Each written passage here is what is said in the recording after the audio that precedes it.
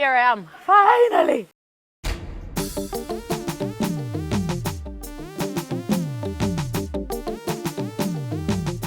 Guys, it's Kalekye Mumo live and Uncut, and we're in Prospect Park all the way in Brooklyn. Yes, I did tell you that this is a US tour, and I had to get in some lives. And let me welcome my best friend from high school, Liz Kimundi. Come on. Good evening. Good night. Oh, sorry, I'm coming. There's a way it escapes. Yeah, you know it escapes frequently. You know you can't bring all that cowness. Yeah, I'm gonna leave it behind for a minute. So this is the park that you love to come to that's near your home. I spend on average a week. So let's say every day I spend on average an hour and a half in here. Wow. Every day. Okay, what do you come to do here? I'm either biking, running, or doing both, biking and running. She bikes and she runs. But that is not even the main thing that she does. The main thing that she does in her life is that she went and studied law in India after we finished high school. I was like, okay, Punjabi things, why are we doing it? And then after that I thought, okay, she's coming home. Then what did you do? Then what did I do? I came home. I came home for half a second. Which was long half a second. Yeah. Then I came to New York. I came to NYU, and I went to NYU Law. And from there, things took a turn I never ever foresaw. And here we are, 17 years later. So the expense, the getting by, and the dealing with being a foreigner and a woman, a black woman trying to make it. How hard has it been for you to climb? Oh, super. Tell me. Super. Tell us about that. The hardest part was I walked into a very different school legal system coming from the training in India and also the training in Kenya School of Law. Yeah. We weren't trained to pass exams from trick questions or through a curve. Okay. We were trained to write your analysis, write your explanation, give a whole story. Here, the shorter, the better. The sweeter, keep it to the point. So it was an upward battle right from the word go. But I was fortunate enough that I was in a program with a lot of other foreigners, and we had great American students who were doing their undergraduate law degree and their graduate law degree, and they held our hands and explained the things to us. Your parents are both, police force people. Her parents are both cops. Where did the hardline come from? The hardline definitely came a little bit from them. Yeah. But I think there's a lot of me dropping the hardline because of wanting to be defiant. Oh. She now admits that she is defiant, as we call them in Kenya. Defiant. You're defiant. I was super defiant. But the hardline came about, and I decided early enough that I wanted to go this particular line of doing law when I was Standard 5. Oh. Standard 5. Oh, okay. Valley Road. My dad, I don't know even how the conversation began. He asked me what I wanted to do. Yeah. And my mom was working for prosecution at the courts, and we would go every evening to pick her up. And I said, I'm going to be the Attorney General. Oh, wow. What did I know about an Attorney General? Nothing. It just looked cool. Hi. Come say hi. Come say hi. You're going to be on the show.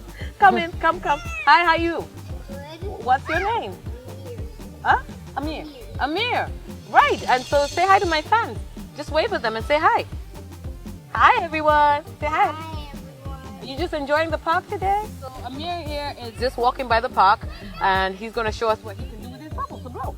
Blow, blow, blow, blow. Let's see if we can do this. Yeah, Amir! I got it! All right, Amir, you have a good Sunday. Thank you so much. Have a good one. That's the beauty about shooting in the park and shooting anywhere. You have people who pass by and say hi. Okay, so you mentioned something about having a different accent being different. Now, correct. I know that when you talk to me, you can talk to me with the English that we talk, which was from back in school. Then when a phone call comes and it's her American boss or somebody, Kisugu, my friends, Kisugu. What's that about? You have to change to talk like them for them to understand you, or what is it? There's a saying. Yeah. When you go to Rome, you do as the Romans do. Your English will, over the years, who you're interacting with, speaking with, pick up Native American speaking English. Is there a Kenyan club thing? Do you guys hang out or do you not? And if not, why? So there are Kenyan clubs and Kenyans come together and hang out. We have a lot of Kenyan DJs who also like will find a club in the city and they'll come and like DJ there and stuff like that. So they are like the same hanging out, the whole Kenyan club, the whole Kenyan DJs is still there. Are you dating? And tell me more about that because there's some people thinking you're quite hot. What are we dating mean? Are you in a relationship with a person? And for how long have you been seeing each other? Is it serious? Maswali zingine mneko on blast. Okay. We always get told that we are working too hard. We are obviously, not giving room to men, or we're intimidating men. I get that a lot. And seeing as you're this high-flying lawyer here in the US of A and not anywhere else but New York, do you get that kind of thing, or the guys here more switched on? Should I move? We're at that point in our life where we know what we want, what we're willing to do, what we're willing to accept or settle for, and it's very simple. You just have to have the maturity to be in my life. Okay. For me to want to share my personal time with you. Okay. Because I just don't have the space for ujinga. Just say that again. I don't have the space for ujinga. I just don't. Like, because at the end of the day, it came and went. That time has passed. It came and went. It's not like we've been working and never dating. It's just that, unfortunately, the rumor is that men don't like women who know what they want because then they are harder to confuse and to cheat. So here's the thing. Actually, a guy told me this. Oh, when you're so confident, you're harder to control. And I was like, why would you want to control anyone? Why won't you want someone to just be themselves? Why? So what insecurity? Well, but obviously that means there's an insecurity with you, that you think that you need to control a woman. And so therefore, when she knows herself, knows what she wants, and to you feels uncontrollable, there's a problem with you. But now if you want me to sit here and pretend that I'm going to wait for you to control me, then I'm lying. And I was brought up to be authentically me, and I think that's why we're friends, because we were brought up to be authentic. And she's we beautiful. Bonded within like a week of getting into school. Because Form 1. We kind of know that we like things done in a certain way. We were taught how to follow instructions, rules, and life and values were aligned, and would obviously want to have the same in our partners. I mean, if at all we could find somebody like that, hey, ask me to marry you, you've got the values, you allow me to be... okay, that's a bit excitement. You have the same values as me, you're confident in yourself, and you appreciate what I do, and it doesn't challenge you because you understand that it's just my damn job.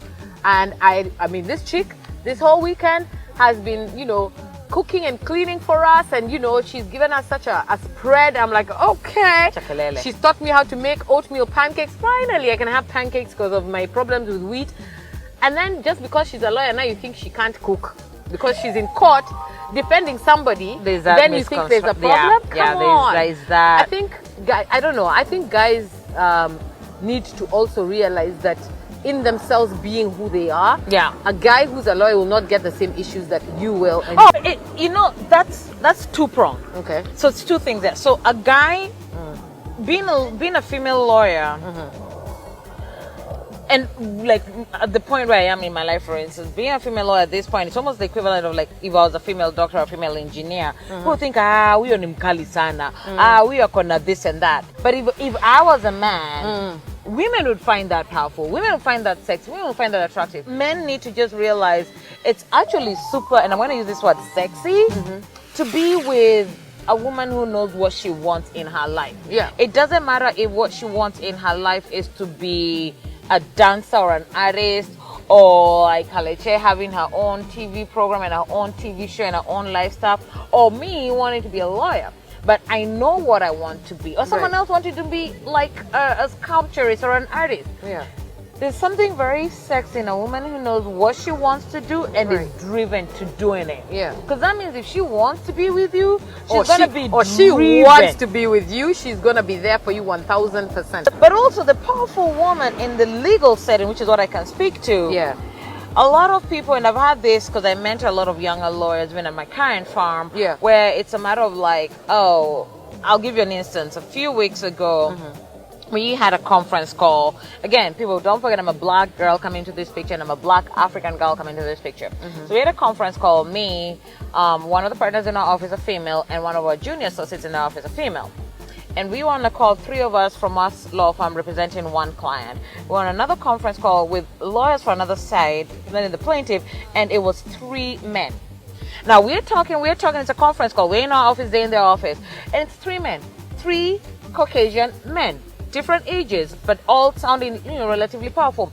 And they were talking at one point, I wasn't rude, but I was just like, excuse me, this is what I'm saying. And I took over the conversation. And the other partner, she jumped in and she took over the conversation and we ran it. And at one point they said, hey, we have someone else in our team who has points to add on, and was a junior associate, and we let her speak. And the men stopped and they listened to us. And, they brought in their points, to give them our counterpoints, the conference call ended. And when we were done, we sat in our office to debrief. And the junior associate was like, wow. And we both looked at her like, what? What's the problem? She's like, yo, we just cut off those men and spoke. And me and the other partner look at each other, we're like, we didn't cut them off. We were having a we were saying our point. And everybody has to say their point.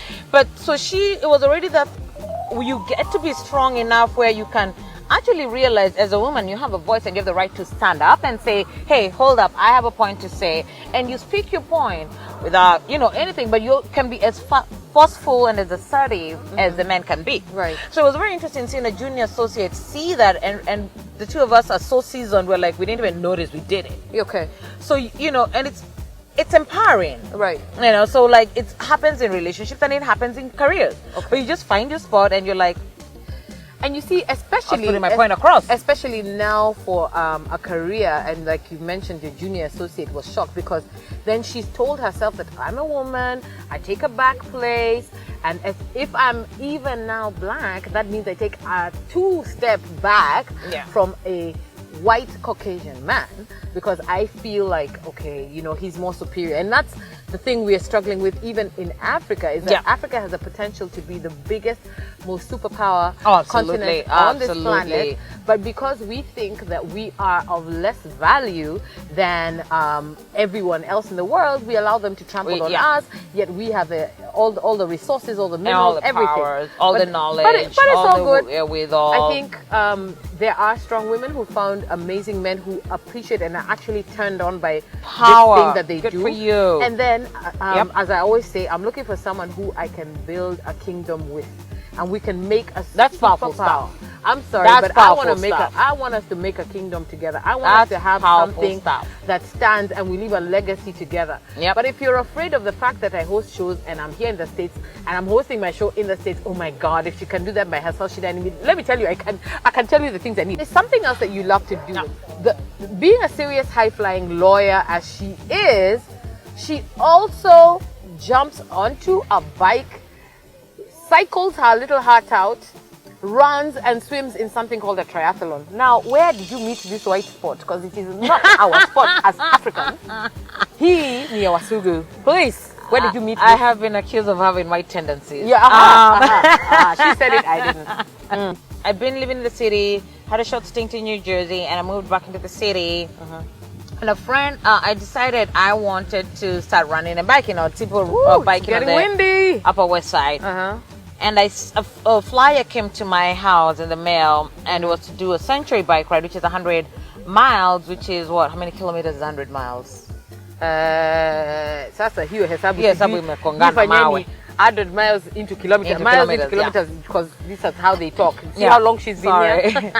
So I signed up for that, and I met one of my dearest friends today. Okay. That she had also just like me, like, oh, I'm going to do something, and we signed up for it, and it was the first charity event. That was in 2010, and from there we moved from the century bike ride to running 10 kilometers, to running half marathons, to running full marathons, and then the word triathlon was thrown in the mix at one point. I was like, I know how to swim. I'm not that fast. Yeah. Can't remember how to ride a bike. That I actually could not remember. Yeah. So when I moved to Brooklyn, me and a bunch of friends went out on the Upper West Side, rented bikes, and we rode down and like, oh, I still remember. Yeah. That was that. That's a guy with a bunny rabbit on a leash. Sorry. Just, I wish you could move the camera. I can. Hang on. Whoa. Hold this. Let me show you. I mean, I get the dog. Yeah, but they have a rabbit. Let me see if I'm going to see it. First of all. That lady, the lady was taking pictures when they... Yeah. Oh my goodness. Okay. So, I'm turning you around. Literally with a bunny rabbit. That guy has a bunny rabbit on the leash. Like instead of a dog. I mean, you'll see things in New York that you'll never see anywhere else. But it is well. It is well. It is well. From Liz and I. Oh, back shoot. in Kenya. Thank you for watching. Thank you all.